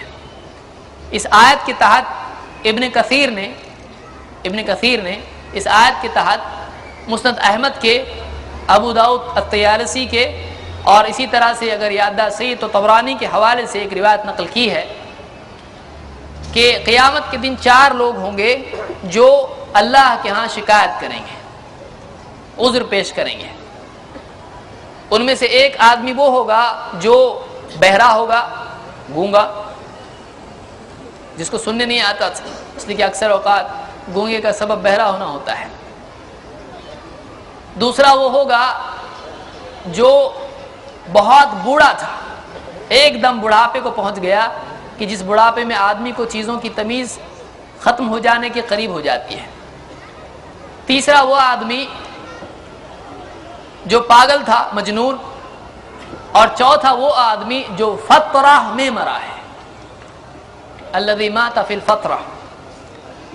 یہ 4 اللہ تعالیٰ سے کہیں گے اے اللہ ہمارے پاس، مثلا اس میں جو بہرا تھا، گونگا تھا، وہ کہے گا کہ اللہ حق بات کہنے والا، دعوت دینے والا نبی تیرا آیا تھا لیکن میں نے تو سنا ہی نہیں۔ بوڑھا کہے گا آیا تھا لیکن مجھ کو سمجھا نہیں۔ پاگل کہے گا اللہ میں تو لوگوں کو مینگنیاں مارا کرتا تھا، کنکریاں مارا کرتا تھا، مجھ کو کیا معلوم، مجھ کو تو سمجھا ہی نہیں۔ اور جو فترہ میں مرا ہے، ایسا آدمی ایسے دور میں مرا جب کوئی نبی موجود نہیں تھا، اس کو فترہ کہتے ہیں۔ تو وہ کہے گا کہ اللہ میرے پاس تو کوئی آیا ہی نہیں، سنا نہیں، سمجھا نہیں، آیا نہیں۔ اللہ تعالیٰ ان سے وعدہ لے گا تم مانو گے؟ وہ کہیں گے بالکل مانیں گے، جو حکم دوں گا مانو گے؟ اللہ ان سے مواثیق لے گا، لَيُطِيعُنَّهُ، وہ ضرور اطاعت کریں گے، مانیں گے۔ اللہ وعدہ لے گا، کہے گا کودو آگ میں۔ ان کے پاس فرشتہ بھیجا جائے گا، ان کے پاس رسول بھیجا جائے گا اور ان سے کہا جائے گا کہ آگ میں کودو۔ اللہ کے نبی صلی اللہ علیہ وسلم فرماتے ہیں کہ جو آگ میں کودیں گے وہ محفوظ رہیں گے، جنت میں جائیں گے، اور جو نہیں کودیں گے وہ پکڑ کر گھسیٹ کر منہ کے بل جہنم میں ڈال دیے جائیں گے۔ جن کو حق نہیں پہنچا اور جو ایسے دور میں مرے ہیں کہ جب کوئی نبی نہیں تھا، ان کا حال اور مآل دونوں اللہ جانتا ہے۔ وہ کس حال میں مرے یہ بھی اللہ جانتا ہے، اور ان کا انجام کیا ہوگا یہ بھی اللہ جانتا ہے۔ اسی لیے اللہ کے نبی صلی اللہ علیہ وسلم سے جب مشرکین کے بچوں کے بارے میں پوچھا گیا تو آپ نے فرمایا اللہ اعلم بما كانوا عاملین، اللہ زیادہ بہتر جانتا ہے وہ کیا کرتے۔ تو اس سے اللہ بہتر جانتا ہے کون کیا کرے گا۔ تو اللہ تعالیٰ کے پاس علم ہے کہ سب کے ماضی کا، حال کا اور مستقبل کا۔ تو اس حدیث سے یہ بات معلوم ہوتی ہے کہ جو لوگ فترہ میں مرے ہیں اور ان کے پاس کوئی نبی نہیں آیا، پیغام اسلام کا نہیں پہنچا، ہم یہ نہیں کہیں گے کہ ان کو جہنم میں ڈالا جائے گا صرف اس وجہ سے کہ وہ مسلمان گھر میں پیدا نہیں ہوئے، بلکہ اس حدیث کی روشنی میں بات سامنے آتی ہے کہ ان کو آزمایا جائے گا حشر میں، اور اللہ تعالیٰ ان کے بارے میں جیسا ان کا عمل ہوگا فیصلہ کرے گا۔ ایک بھائی نے سوال کیا ہے ساری حدیثیں ضعیف ہیں تو پھر ہم کون سی حدیث پر عمل کریں؟ ضعیف اور صحیح حدیث کیا فرق ہے؟ سوال تھوڑا عجیب ہے. یہ ساری حدیث سے ضعیف ہے تو ہم کون سی، تو بچا کیا پھر؟ جب ساری حدیث سے ضعیف ہے تو پھر کون سی حدیث بچتی نہیں، پھر حدیث جو بھی آئے گی ضعیف ہوگی، پھر کون سی حدیث پہ عمل کریں؟ یہاں بات یہی ہے کہ ضعیف حدیث کون سی ہوتی ہے. پہلے تو یہ کہ ضعیف حدیث کہتے کس کو ہیں؟ جو حدیث صحیح یا حسن نہ ہو وہ ضعیف ہوتی ہے. صحیح یا حسن کون سی ہوتی ہے؟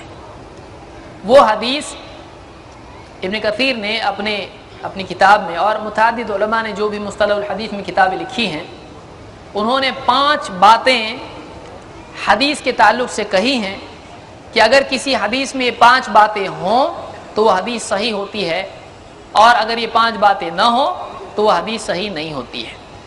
ان میں سے اگر کوئی ایک بات بھی نہ ہو تو وہ حدیث صحیح ہونے سے گر جاتی ہے. وہ 5 باتیں کیا ہیں؟ نمبر 1، اس حدیث کی سند متصل ہو، سند جڑی ہو. ہر حدیث کے ہم تک پہنچانے والے، محدث تک پہنچانے والے جس نے کتاب میں لکھ دیا، ان پہنچانے والوں کا سلسلہ جڑا ہوا ہو. ایسا نہ ہو کہ ان میں کوئی ملا ہی نہیں اس سے اور اس کے نام سے حدیث بتا رہا ہے، تو ایسا نہ ہو. سند جڑی ہوئی ہو. اب یہ ایک لمبی بات ہے جو اتنی چھوٹی جو ہے تھوڑے وقت میں پوری بات نہیں سمجھا سکتا ہوں، علماء سے رجوع کریں، لیکن اختصاراً پھر بھی میں بتا رہا ہوں اس لیے کہ پوچھا گیا ہے. سند جڑی ہوئی ہو، راویوں کا سلسلہ کٹا پھٹا نہ ہو، بلکہ ہر ایک کا آپس میں ملنا یا کم سے کم ہم زمانہ ہونا ثابت ہو، ملنے کے امکانات کے ساتھ. بخاری مسلم دونوں کی شرط ہے. بخاری کی جو ہے ملنے کی شرط ہے، مسلم کی زمانے کی بھی شرط ہے کہ ملنا ممکن ہو، ایک زمانے میں ہو. اور دوسری بات یہ کہ اس کے راویوں میں 2 باتیں ہوں، ہر راوی میں دو باتیں ہوں. ایک، یادداشت کے اعتبار سے اس حدیث کا پہنچانے والا ہر راوی، ہر اس کو پہنچانے والا، اس کی یادداشت اچھی ہو، اس کی غلطیاں، اس کا بھلکڑ پن یادداشت پر غالب نہ ہو. 2، اس کا تقوی معتبر ہو، دینداری کے اعتبار سے غیر اعتمادی کا شکار وہ نہ ہو، ناقابل اعتماد دیندار نہ ہو، غیر متقی نہ ہو، فاسق و فاجر نہ ہو. 2 باتیں اس میں ہونا چاہیے، یادداشت اچھی اور متقی. اور 2 باتیں حدیث میں نہ ہو، وہ حدیث شاذ نہ ہو، وہ حدیث معلل نہ ہو. بعض لوگوں کو یہ سمجھ میں نہیں آئے گا، لیکن میں کچھ نہیں کر سکتا، اس لیے کہ اتنی مختصر مجلس میں پورا سمجھاؤں تو سمجھا کے بھی فائدہ نہیں ہوگا، الا کہ اللہ چاہے. لیکن اس کو آپ مزید علماء سے رجوع کریں اور اس کو سمجھنے کی کوشش کریں. لیکن جو پوچھنے والا اس کو میں سمجھتا ہوں جانتا ہوگا. معلل نہ ہو اور شاذ نہ ہو. شاذ نہ ہو، اپنے سے زیادہ معتبر راوی کے مخالف روایت بیان نہ کرے، اپنے سے زیادہ معتبر راوی کے بالمقابل مخالف روایت بیان نہ کرے، یا کئی راویوں سے کٹ کے الگ کچھ بیان نہ کرے. ایسی روایت شاذ ہوتی ہے. ایسا نہ ہو تو صحیح ہے.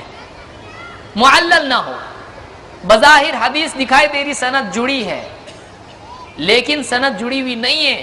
کچھ اسپیشلسٹ، کچھ حدیث کے ماہر اس کو سمجھ سکتے ہیں. ایسی حدیث جو عام لوگوں کو تو سب ٹھیک ٹھاک دکھتا ہے، لیکن اسپیشلسٹ کو دکھتا ہے کہ نہیں، ٹھیک ٹھاک نہیں ہے. جیسے بیمار، معلول، معلل. معلول ایک ہی ہوتا ہے. بیمار معلول، علیل. بیمار جاتا ہے ڈاکٹر کے پاس، ہاتھ بھی اتنے ہی بیماری سے پہلے 2 ہاتھ تھے، 1 سر ہے، 2 آنکھیں، 2 کان ہیں، سب برابر ہے، لیکن پھر بھی کیا بیمار ہے. تو بیمار وہ ہوتا ہے جو اعضاء میں کمی زیادتی نہیں، بالکل دونوں کو کھڑا کریں گے دونوں سیم دکھائی دیں گے، اچھا اور بیمار. لیکن ابھی کچھ ایسی کمی اس کے اندر آ گئی ہے جو ہر آدمی پہچان نہیں سکتا ہے، ڈاکٹر چیک اپ کر کے معلوم کر سکتا ہے. یہ آسانی سے سمجھانے کی کوشش میں کر رہا ہوں اس کو. علماء نے ایسا نہیں سمجھا ہے، بعض علماء نے سمجھا ہے اس طرح سے بھی آسانی کے لیے. تو اس کو جو ہے معلل حدیث کہتے ہیں کہ جو بظاہر ٹھیک ٹھاک دکھائی دے، لیکن اس میں کوئی ایسا عیب ہو جو ماہر حاذق محدث جو ہے اس کو پکڑ سکتا ہو اور پکڑ کے بتائے لوگوں کو. تو ایسی حدیث کو معلل کہتے ہیں. تو خلاصہ کلام یہ کہ جس روایت کی، جس حدیث کی سند متصل ہو، اس کا ہر راوی یادداشت اور تقوی کے اعتبار سے معتبر ہو، وہ روایت شاذ نہ ہو، معلل نہ ہو، ایسی حدیث کو صحیح کہتے ہیں۔ اس کے سوا جتنی حدیثیں سب ضعیف ہیں، لیکن اگر ایسا ہو کہ یادداشت کے علاوہ ساری چیزیں ٹھیک ٹھیک، لیکن یادداشت بہت اچھی نہیں، تھوڑی اچھی ٹھیک، میڈیم، ایسی روایت کو کیا کہتے ہیں؟ حسن۔ کہ راوی یادداشت کے اعتبار سے کبھی کبھی بھولنے والا ہو تو ایسے راوی کی روایت کو حسن کہا جاتا ہے۔ ایک دم اعلیٰ درجے کی یادداشت اس کو صحیح کہتے ہیں، ٹھیک ہے یادداشت ٹھیک ہے اس کی، ایسی روایت کو کیا بولتے ہیں؟ حسن۔ اس کو سمجھنے کی کوشش کریں۔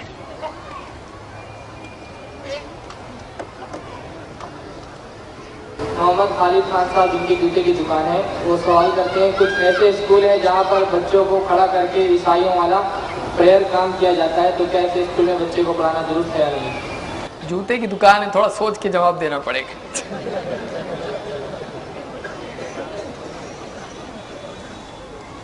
دیکھیے، بچے کی تربیت میں ایسی کوئی چیز ہو جو اس کے اسلام کو بگاڑتی ہو تو اس کو اس سے بچانا چاہیے۔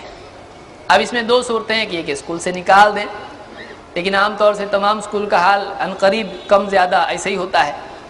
تو بچوں کو اگر ہم نہ نکالیں تو کم سے کم بچوں کو صحیح چیز کی تعلیم کریں، اور اسکول میں جا کر جو بھی ٹیچرز ہیں، جو بھی پرنسپل ہے، اس سے مل کے کہیں کہ یہ چیز ہمارے دین کے مطابق نہیں ہے، اس لیے ہمارے بچے کے لیے اس چیز میں چھوٹ ہم کو دے دیں۔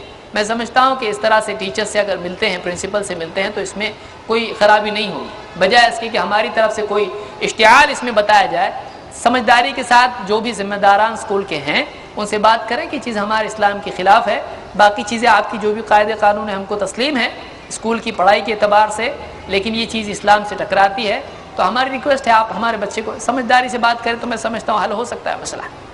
اگر بہت اچھی کوئی اسکول ایسی ہے جہاں پر یعنی دنیاوی معلومات بھی اچھی ہوگی، بچے کی تربیت بھی اچھی ہوگی، اور دینی اعتبار سے اس کے لیے کوئی رکاوٹ نہیں، یا دینی اعتبار سے اچھا ماحول ملتا ہے، اس اسکول سے نکال کر اس اسکول میں ڈال دیں، اچھی اسکول میں ڈالیں، اور اگر نہیں ہے تو کم سے کم اس طرح سے کیا جا سکتا ہے۔ ایک بھائی سوال کرتے ہیں جب حضرت محمد صلی اللہ علیہ وسلم کا نام آئے تو انگوٹھا چومنا کیسا ہے، واضح کریں، شریعت کی روشنی میں عنایت کریں۔ کسی صحیح روایت سے اس طرح سے ثابت نہیں ہوتا ہے کہ اللہ کے نبی صلی اللہ علیہ وسلم کا نام آنے پر انگوٹھا چومنا چاہیے، کسی بھی روایت سے ثابت نہیں ہوتا ہے۔ اگر ثابت ہو تو کیا جائے، لیکن اللہ کے رسول صلی اللہ علیہ وسلم کی تعلیمات یہی ہیں کہ البخیل من ذکرت عنده فلم یصلی علیہ، بخیل وہ ہے، کنجوس وہ ہے کہ میرا نام اس کے سامنے لیا جائے، میرا تذکرہ اس کے سامنے ہو، اور پھر بھی وہ صلاۃ نہ پڑھے، یہ نہیں کہا انگوٹھے نہ چومے۔ تو اس لیے یہ چیز ہم کو ثابت نہیں ہوتی ہے کہ انگوٹھے چومنا چاہیے، بلکہ اللہ کے رسول صلی اللہ علیہ وسلم کا نام آنے پر آپ پر صلاۃ بھیجنا یہی ہم کو ثابت ہوتا ہے، یہ کسی صحیح روایت سے ثابت نہیں ہوتا کہ انگوٹھے چومنا چاہیے۔ اگر ساری بدعت جلالہ گمراہی ہے تو ہم جو روزمرہ کی چیزیں استعمال کرتے ہیں تو وہ بھی گمراہی ہے، قرآن و حدیث کی روشنی میں بتائیے۔ کل بدعت ضلالہ، یہ جو حدیث ہے یہ دینی امور سے متعلق ہے، نہ کہ دنیاوی امور سے، یعنی دین کے معاملے میں کوئی آدمی کوئی نئی چیز نکالتا ہے تو وہ بدعت ہے اور وہ گمراہی ہے۔ رہا دنیا کا معاملہ تو دنیا کے معاملات میں ایک انسان کوئی نئی چیز نکالتا ہے، اگر وہ فائدے کی ہے تو اچھی ہے، نہیں ہے تو بری ہے۔ اسی لیے اللہ کے رسول صلی اللہ علیہ وسلم کے زمانے میں صحابہ نر اور مادہ کھجوروں کے جو ہے ملا کر، پولینیشن جس کو کہتے ہیں، اس کو ملا کے تعبیر النخل جس کو کہتے ہیں، صحابہ پیداوار میں اضافہ کیا کرتے تھے، یعنی نر اور مادہ دونوں کو ملا کے کچھ کرتے تھے تو اس سے پیداوار کھجور کی بڑھ جاتی تھی۔ اللہ کے نبی صلی اللہ علیہ وسلم، مسلم کی روایت ہے، اللہ کے رسول صلی اللہ علیہ وسلم نے ان کو دیکھا، آپ نے کہا کہ شاید کہ تم یہ نہ کرو تو اچھا ہو، شاید تم نہ کرو تو اچھا ہو۔ صحابہ نے اس کو چھوڑ دیا، پیداوار کم ہو گئی۔ اللہ کے رسول صلی اللہ علیہ وسلم کو جب یہ بات معلوم ہوئی تو آپ نے فرمایا کہ میں نے تو اپنے گمان سے ایک بات کہی تھی، تو تم میرے گمان کو پکڑ نہ لیا کرو۔ ہاں اگر میں اللہ کے حکم کے بارے میں تم سے کہوں تو پھر اس کا اپنی طاقت کے بقدر اس کو کرو، اس لیے کہ میں اللہ پر جھوٹ نہیں باندھتا ہوں۔ اور آپ نے اسی سلسلے میں مسلم کوئی دیکھ لے، صحیح مسلم، اللہ کے رسول صلی اللہ علیہ وسلم کے فضائل کے ابواب آپ دیکھیں اخیر میں تو اس میں آپ کو یہ بات ملے گی۔ آپ نے کہا کہ انتم اعلم بامور دنیاکم، تم اپنے دنیاوی امور کو زیادہ بہتر جانتے ہو۔ تو یہاں پر امور امر کی جمع ہے، اور محدثات الامور یہاں بھی امور ہے وہاں بھی امور ہے. تو آپ صلی اللہ علیہ وسلم نے ضلالہ ان امور کو کہا جو دینی ہوں، اور جہاں دنیاوی امور ہیں جو روزمرہ کی، جیسے کہ سوال میں پوچھا گیا، تو جہاں دنیاوی امور ہیں اللہ کے رسول صلی اللہ علیہ وسلم کا خود فتویٰ ہے انتم اعلم بامور دنیاکم، تم اپنے دنیاوی معاملات کو زیادہ بہتر جانتے ہو. تو اللہ کے رسول صلی اللہ علیہ وسلم نے اس میں کوئی پابندی نہیں رکھی. اس سے ہم قاعدہ یہ بتاتے ہیں، اس حدیث سے قاعدہ نکلتا ہے کہ دنیا کی ٹیکنالوجی کے اعتبار سے انسان اگر کوئی نئی چیز نکالتا ہے تو اس میں کوئی ممانعت نہیں ہے، لیکن عبادات کے اندر کوئی نئی ٹیکنالوجی نکالتا ہے، کوئی نئی عبادت نکالتا ہے تو یہ اللہ کے نزدیک مقبول نہیں ہوگی، اس لیے کہ دین کامل ہو چکا ہے. لیکن دنیا کی ٹیکنالوجی کامل ہوئی ایسا نہیں بول رہا ہے کوئی بھی، ہر دن کچھ نہ کچھ نیا اس سے اچھا آتا ہے. تو اس لیے دین کے معاملات میں اب آگے کچھ بہتر نہیں آئے گا، آگے جو بھی آئے گا برا آئے گا. فَمَاذَا بَعْدَ الْحَقِّ إِلَّا الضَّلَالُ، اللہ تعالیٰ فرماتا ہے پھر حق کے بعد گمراہی کسی اور کیا ہوتا ہے؟ حق کے بعد گمراہی کسی اور ہے کیا؟ تو حق کامل ہو چکا، دین کامل ہو چکا، جتنا ہے اس پر عمل کرنے میں ہی ہماری شرافت ہے. اللہ تعالیٰ اس کو قبول فرمائے. ایک بھائی سوال کرتے ہیں، قرآن کی آیت انہوں نے لکھی ہے سورہ نساء آیت نمبر 64، جب تم اپنی جان پر ظلم کر بیٹھو تو اللہ سے معافی چاہو اور رسول کی شفاعت پائے تو بے شک اللہ کو بہت توبہ قبول کرنے والا پاؤ گے. حوالہ سورہ نساء آیت نمبر 64. شفاعت کے مسئلے پر ہم آپ کی بات مانیں یا قرآن پاک کی؟ قرآن پاک کی بات مانیں، اس میں کوئی شک نہیں. یہ سوال ہی غلط ہے کہ آپ کی مانیں یا قرآن کی، لیکن یہ ڈانٹ کے طور پر ہے سوال اصل میں. اب آپ کی ماننا کہ قرآن کی ماننا، ایسا ہے وہ تو بھائی قرآن ہی کی ماننا چاہیے، لیکن یہ بھی دیکھنا چاہیے کہ قرآن کی بات ہم نے صحیح سمجھی کہ نہیں سمجھی. یہاں پر آیت میں جو مطالبہ ہے کہ کیوں انہوں نے ایسا نہیں کیا کہ وہ رسول کے پاس آ کر رسول سے مغفرت کی دعا کرواتے تو اللہ بھی ان کی مغفرت کرتا. تو یہ جو بات ہے یہ اس دور کے ساتھ خاص ہے، اسی لیے بعد کے دور میں صحابہ سے کوئی بات ایسی ہو جاتی تو صحابہ لوگوں کو خود بھی اور دوسروں کو بھی یہ نہیں کہتے جاؤ اللہ کے رسول صلی اللہ علیہ وسلم کی قبر پر جاؤ اور آپ صلی اللہ علیہ وسلم سے مغفرت کی دعا کرواؤ. کوئی اس طرح سے نہیں کرتا تھا. آپ کو ایک مثال دے سکتے ہیں، اس لیے میں نے شروع میں جو بات کہی ہے وہ میزان اور ترازو ہے آپ کے لیے کہ کتاب و سنت کے فہم میں صحابہ کا تعامل، صحابہ کا فہم دیکھنا ضروری ہے، ورنہ ہم کچھ کا کچھ عمل کریں گے. اب میں نے جیسے اسی میں کہا تھا کہ یہ ممکن ہے کہ اگر ایک آدمی صحابہ کے فہم کو چھوڑ کر قرآن و سنت کو سمجھنے کی کوشش کرے تو بہت ممکن ہے گمراہ ہو جائے. اگر آپ کو یاد ہوگا تو آپ کو یاد ہوگا کہ اگر صحابہ کے فہم کو چھوڑ کر قرآن و سنت کو سمجھنے کی کوشش کرے تو بہت ممکن ہے گمراہ ہو جائے. یہاں دیکھیں صحابہ نے کیا کہ نہیں کیا. صحابہ استغفار نہیں کرتے تھے، کدھر جاتے تھے؟ کہ اللہ کے رسول صلی اللہ علیہ وسلم کے پاس جاتے تھے. اگر اس کو تسلیم کیا جائے کہ اس میں مراد یہ ہے کہ رسول صلی اللہ علیہ وسلم کے پاس جا کر استغفار کروایا جائے، مغفرت کی دعا کروائی جائے، تو اللہ تعالیٰ فرماتا ہے فَإِن تَنَازَعْتُمْ فِي شَيْءٍ فَرُدُّوهُ إِلَى اللَّهِ وَالرَّسُولِ. اگر تمہیں آپس میں کسی چیز میں اختلاف ہو جائے تو اللہ اور اس کے رسول کے پاس پیش کرو. تو کیا آپس کے جھگڑے مٹانے کے لیے نبی کریم صلی اللہ علیہ وسلم کی قبر پر جاتے ہیں؟ نہیں جاتے ہیں. مراد کیا ہے اس سے؟ سنت ہے. اس لیے صحیح فہم ضروری ہے، ورنہ آدمی صرف الفاظ قرآن کے لے لے اور کچھ بھی مطلب نکالنے لگے تو کچھ کا کچھ مطلب لے لے گا، گمراہ ہو جائے گا.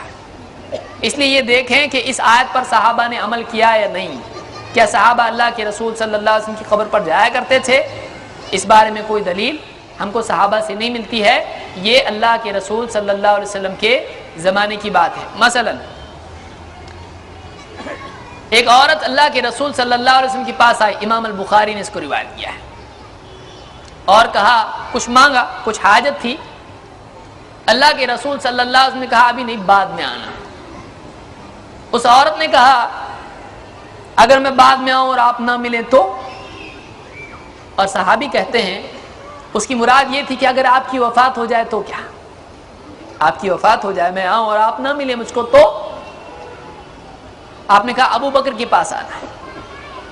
سوال یہ ہے، آپ نے کہا کوئی بات نہیں میری قبر پر آ جانا. یہ نہیں کہا.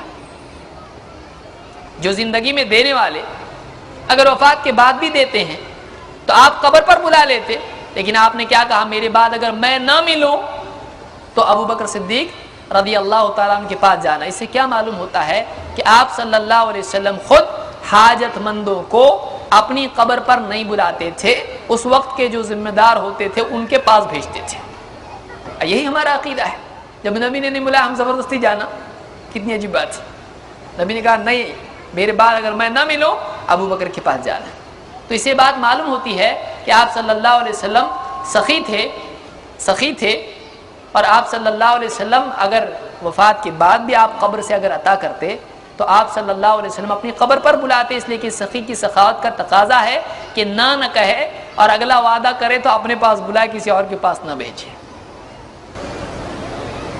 ایک بھائی ہیں سراج الرحمان، وہ سوال کرتے ہیں پلیز ڈسکرائب اباؤٹ حجاب میں ladies show their mouth, fingers and shoulder.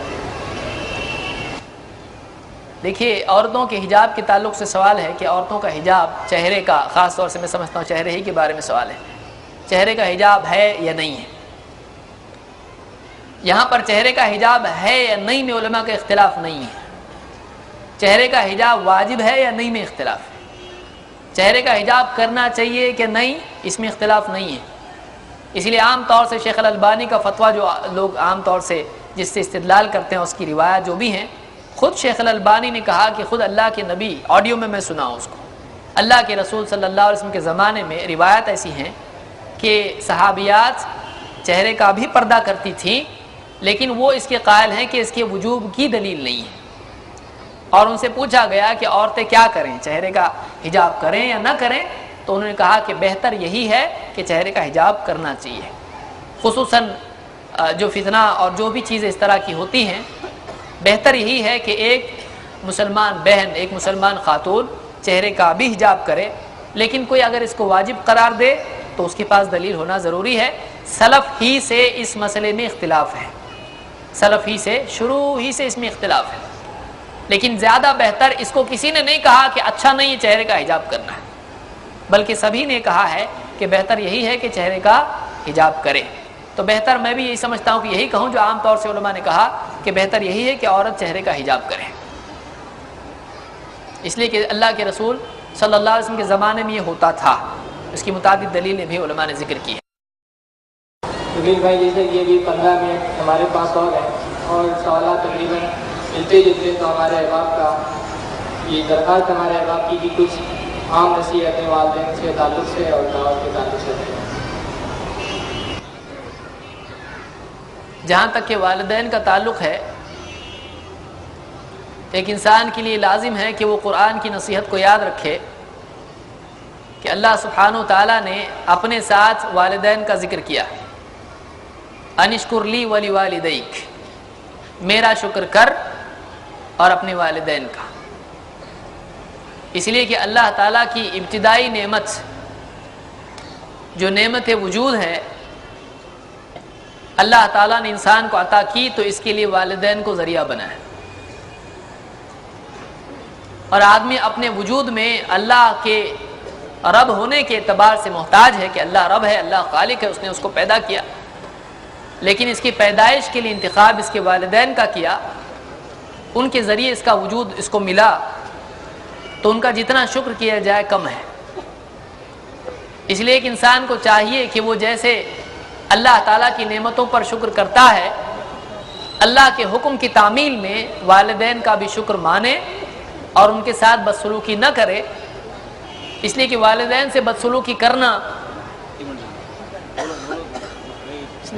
تسلیم رکھیں، یہ بہت اہم نصیحت ہے دعوت اور والدین کے تعلق سے، تو والدین سے دشمنی کا اس قدر اظہار نہیں کریں۔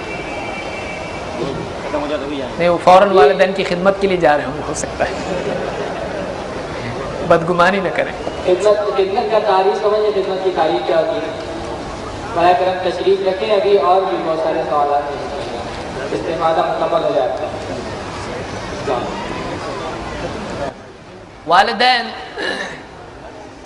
کے تعلق سے حدیثوں میں یہ بھی بات اللہ کے نبی صلی اللہ علیہ وسلم نے بیان کی ہے کہ اللہ تعالیٰ دو چیزیں ہیں کہ جن کی سزا دنیا ہی میں دیتا ہے، جن کی سزا میں دنیا میں اللہ تعالیٰ جلدی کرتا ہے، ان میں سے ایک والدین کے ساتھ بدسلوکی ہے، اور دوسری بغی جس کو حدیث میں کہا گیا، علماء نے بغی سے دو چیزیں مراد لی، ایک تو سرکشی ہے اور دوسرے زنا ہے، دونوں کے لیے بغی کا لفظ آتا ہے۔ تو دو چیزیں ایسی ہیں جن کی سزا دنیا میں بھی ملتی ہے، ان میں سے والدین کے ساتھ بدسلوکی ہے۔ اور اللہ تعالیٰ نے فرمایا اس سلسلے میں کہ جب ماں باپ بڑھاپے میں دونوں یا کوئی ایک بڑھاپے کی عمر کو پہنچ جائیں تمہاری زندگی میں، فلا تقل لهما اف ولا تنهرهما، تو تم نہ ان سے اف کہنا اور نہ ان کو جھڑکنا، نہ ان کو گھورنا، نہ ڈانٹنا۔ فلا تقل لهما اف ولا تنهرهما وقل لهما قولا كريما، بلکہ ان سے شرافت کے ساتھ اکرام کی بات کرنا۔ تو ان کو ڈانٹنا ڈپٹنا یہ تو برا ہے ہی ہے، ان کو گھورنا بھی برا ہے، اور ان کو مارنا تو اس سے برا ہے، ان کے اوپر ہاتھ اٹھانا اس سے برا ہے، ان کا دل دکھانا اس سے برا ہے کہ آدمی یہ کہنے لگے کہ یہ گھر میں نہیں پیدا ہوتا تو کتنا اچھا ہوتا ہے۔ بعض اوقات انسان بھول جاتا ہے، ہو سکتا ہے اس سے برے گھر میں پیدا ہوتا ہے، اس لیے کہ انسان بعض اوقات وہ باتیں زبان سے نکالتا ہے جو نہ صرف والدین کے لیے ذلت اور دل آزاری کا ذریعہ ہوتی ہے، بلکہ اللہ تعالیٰ کی ربوبیت اور اس کے فیصلے کے خلاف بھی ہوتا ہے، تقدیر کی شکایت بھی ہوتی ہے، ایمان کے منافی ہوتی ہے۔ تو یہ کہنے لگے کہ کاش میں کسی اور گھر میں یہاں پیدا ہی نہیں ہوتا، یا یہ کہنے لگے کہ بتاؤ تمہارا کتنا خرچ میرے اوپر ہوا ہے، سب تمہارا خرچ میں چکا دیتا ہوں، مجھ پر کبھی حق مت جتانا۔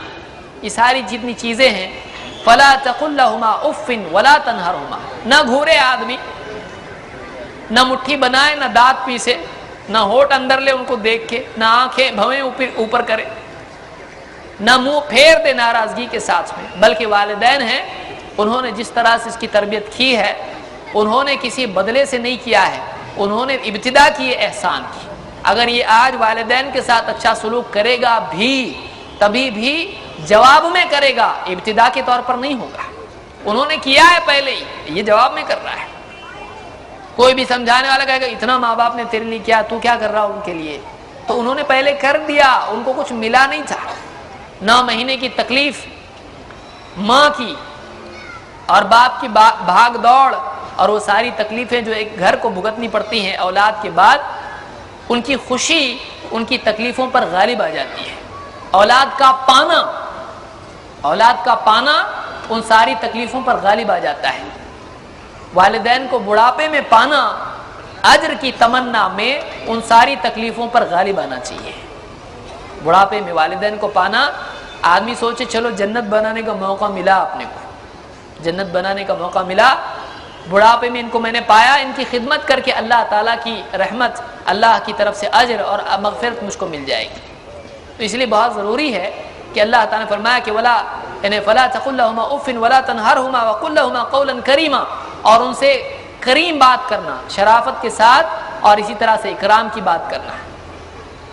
واخفض لهما جناح الذل من الرحمة، رحمت سے اپنے بازوؤں کو ان کے لیے جھکا دینا، تکبر نہیں کرنا، ان کی حفاظت کرنا، ان کو سہارا دینا۔ وقل رب ارحمهما كما ربياني صغيرا، اور یوں اللہ سے دعا کے طور پر کہنا کہ اے میرے رب، انہوں نے جیسے بچپن میں میری تربیت کی، اے اللہ تو بھی ان پہ رحم فرما۔ اس لیے کہ ماں اور باپ کی تربیت میں رحمت کا پہلو غالب ہوتا ہے۔ بچے پر رحمت، بچے پر رحم کرنا، محبت کرنا ماں باپ کی تربیت میں غالب پہلو ہوتا ہے کہ تکلیفیں بھی برداشت کر لیتے ہیں۔ نہا دھو کے آیا، ابو لیا گود میں، پیشاب کر دیا، پھینک دیتا اٹھا کے؟ پھینکتا نہیں ہے۔ ماں سوئی ہے کروٹ پہ، پیشاب کر دیا، ادھر سے اٹھا کے ادھر ڈال دے گی، خود ادھر ہو جائے گی پیشاب میں، اس کو ڈال دے گی، بچہ گیلا ہو گیا، صبح تک سردی ہو جائے گی، اس کو زکام ہو جائے گا۔ کیا کیا تکلیفیں اٹھاتے ہیں آدمی، سب بھول جاتا ہے، سب بھول جاتا ہے آدمی۔ جو مخلوق کو بھول جائے وہ اللہ کو کیوں نہیں بھولے گا؟ جو دکھنے والے احسان کرنے والے کا احسان نہ مانے، نہیں دکھنے والے کے احسان کو ماننا کتنا مشکل ہے۔ تو اسی لیے وَقُلْ رَبِّ ارْحَمْهُمَا كَمَا رَبَّيَانِي صَغِيرًا، نہ صرف یہ کہ اپنے عمل سے ان کے لیے دنیا میں راحت کا سامان میسر کرے، دنیا میں ان کا اکرام کرے، ان کی راحت کرے، بلکہ آخرت کے اعتبار سے اس کی دعا اللہ سے ہو کہ اللہ دنیا میں تو میں کر رہا ہوں ان کی خدمت وغیرہ جو بھی ہے، لیکن اے اللہ آخرت میں بھی تو ان کو عطا فرما اور آخرت میں تو بھی ان پر رحم فرما. تو اس طرح سے والدین کے ساتھ سلوک کرنا چاہیے. رہا مسئلہ دعوت کا، تو اختصاراً یہی کہ ہماری دعوت کا طریقہ عداوت کا ذریعہ نہ بنے. بہت سارے ہمارے دعوت دینے والے دعوت سے ہدایت کی بجائے عداوت کا بیج بو کے آتے ہیں. دعوت میں 3 باتیں یاد رکھیں. بہت لمبا، ابھی آپ ڈرے نہیں کہ بیچارے جو لوگ چلے گئے وہ بولے اور پکڑتے کہ کیا بولتے، لمبا چوڑا. دعوت میں 3 باتیں یاد رکھیں. 3 چیزیں داعی میں ہونا چاہیے. ایک دعوت سے پہلے، دوسری دعوت کے دوران، تیسری دعوت کے بعد. شارٹ کٹ میں بتا رہا ہوں، سب کچھ ہو گئے ایک دم. دعوت سے پہلے علم ہونا چاہیے جس چیز کی دعوت دے رہا ہے. کسی کا ہاتھ پکڑ کے لے جا رہا، کہاں جا رہے معلوم نہیں، تو بولے پیچھے آئے گا کوئی آپ کے، لے جانے والے کوئی نہیں معلوم. رہبر کو معلوم ہو کہ کہاں لے جا رہا ہے. رہبر کو خود منزل معلوم ہو. جس کو منزل معلوم نہیں اس کو رہبر بننے کا حق نہیں. داعی کو خود معلوم ہو، کتاب و سنت کا علم اس کے پاس ہو. العلم قبلہا، دعوت سے پہلے دعوت کا علم ہونا چاہیے. آپ عقیدے پر بات کر رہے ہیں، آپ کے پاس اس کا علم ہونا چاہیے. آپ عبادات کے بارے میں بتلا رہے ہیں، آپ کے پاس علم ہونا چاہیے. آپ حقوق کے بارے میں بتلا رہے ہیں، آپ کے پاس علم. حلال و حرام آپ کے پاس علم ہونا چاہیے. جس کی بھی آپ تبلیغ کریں اس سے پہلے علم حاصل کر لیں. دوسرے، دعوت کے دوران خالص نیت کے ساتھ تواضع اور شفقت کے ساتھ دعوت دیں. کسی پر اپنا غلبہ ثابت کرنا، کسی کو ذلیل کرنا، کسی سے جیت کے ایک تمغہ حاصل کرنا ہے، گولڈ میڈلسٹ بننا، 25 کو ہرایا، 56 کو ہرایا، 55 کو ہرایا، ایسا نہیں ہونا چاہیے. ایک آدمی جو ہے دعوت دے، دوسروں کی خیر خواہی کی نیت سے دعوت دے اور نرمی کے ساتھ دعوت دے. اس کا حق اپنے اوپر تسلیم کرتے ہوئے دعوت دے کہ میں اس کو سمجھاؤں، میں اس کو سکھاؤں، اس کا مجھ پر حق ہے. وَأَمَّا السَّائِلَ فَلَا تَنْهَرْ، پوچھنے والے کے ساتھ سختی کا برتاؤ مت کرنا، چاہے وہ مانگنے والا دنیا کا مانگنے والا ہو یا علم کا مانگنے والا ہو. تو دعوت دیتے وقت میں نرمی کریں، نرم بات کریں، سختی نہیں، جھڑکے نہیں، تانا نہ دیں. لیس المؤمن بالطعان ولا اللعان ولا الفاحش ولا البذی. اللہ کے نبی صلی اللہ علیہ وسلم فرماتے ہیں مومن تانا دینے والا، لعنتیں کرنے والا، بے حیائی کی باتیں کرنے والا، سخت دل دکھانے والی باتیں کرنے والا نہیں ہوتا ہے. شفقت کے ساتھ ایسی دعوت دیں جیسے اللہ کے نبی صلی اللہ علیہ وسلم پیٹ پکڑ پکڑ کے لوگوں کو کھینچتے تھے آگ سے بچانے کے لیے. 3، دعوت کے بعد اگر قبول نہ کرے کوئی یا ٹائم لینا چاہے سوچنے کے لیے، صبر کریں. بعض اوقات دعا جو ہے جلدی کرتے ہیں، وہ چاہتے ہیں کہ میں بولوں اور سامنے والا مان لے. بعض لوگوں کی تمنا ہوتی ہے کہ غلطی سامنے مان کے جائے، ہاں بھائی میرے سے غلطی ہو گیا، اب میں ہدایت پہ آؤں گا، ہاں غلطی ہو گئی میرے سے. یہ نیت ہماری نہیں ہو، بلکہ ہماری نیت یہ ہو کہ ہر انسان کو وقت دیا جائے تاکہ وہ ہماری بتائی ہوئی بات پر غور کرے، اور اس بات پر غور کرنے کے بعد اس کے لیے ہم دعا کریں کہ اللہ اس کو ہدایت دے. آپ نے سنا اس سے پہلے کی گفتگو میں، اللہم اہد دوسا وأت بہم، اللہم اہد دوسا وأت بہم، اے اللہ قبیلہ دوس کو ہدایت دے، ان کو لے آ، اے اللہ ان کو لے آ. دعا کرے اللہ کے رسول صلی اللہ علیہ وسلم. لعنت نہیں کرے آدمی، بلکہ لوگوں کے لیے دعا کرے، صبر کرے، لوگوں کو ٹائم دے، لوگوں کو ٹائم دے اور جلدی نہ کریں. تو اگر کوئی نہیں مانتا ہے دشمنی نہ بنائیں، بلکہ وقت دے لوگوں کو. ہر آدمی کی ہدایت کا وقت مقرر ہوتا ہے. ہدایت دینے والے ہم نہیں ہیں، ہم دعوت دینے والے ہیں. ہدایت اللہ دے گا. ہدایت جب آدمی اپنے ہاتھ میں سمجھنے لگتا ہے تو جلدی کرنے لگتا ہے، اس میں برائیاں پیدا ہوتی ہیں. اللہ تعالیٰ ہم کو سمجھنے کی توفیق عطا فرمائے. اور جو کچھ گفتگو کی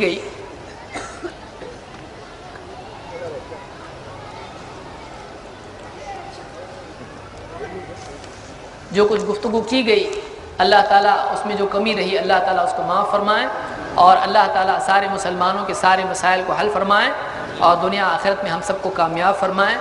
اور خصوصاً آج دنیا کے مختلف علاقوں میں جو مسلمان پریشان ہیں، خصوصاً فلسطین وغیرہ میں اور دوسرے علاقوں میں بھی، تو جو بھی مسلمان پریشان ہیں اللہ تعالیٰ ان سب کے مسائل کو عافیت کے ساتھ جلدی جلدی حل فرمائیں، اور ہماری دنیا اور آخرت میں ہم کو کامیاب فرمائیں.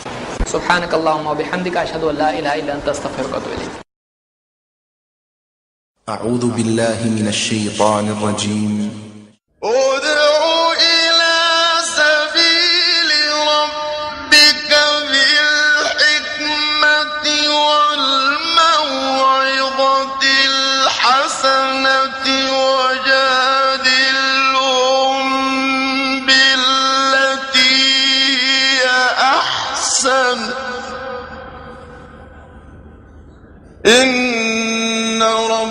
ربك هو أعلم بمن ضل عن سبيله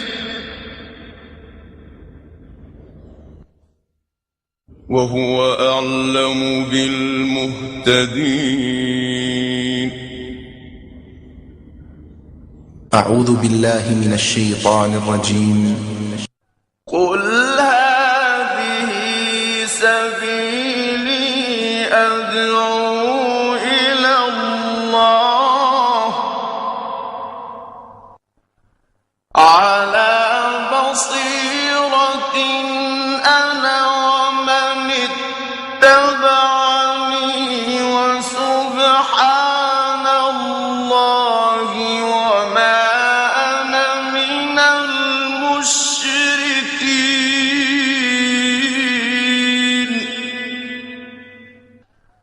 قل هذه سبيلي أدعو إلى الله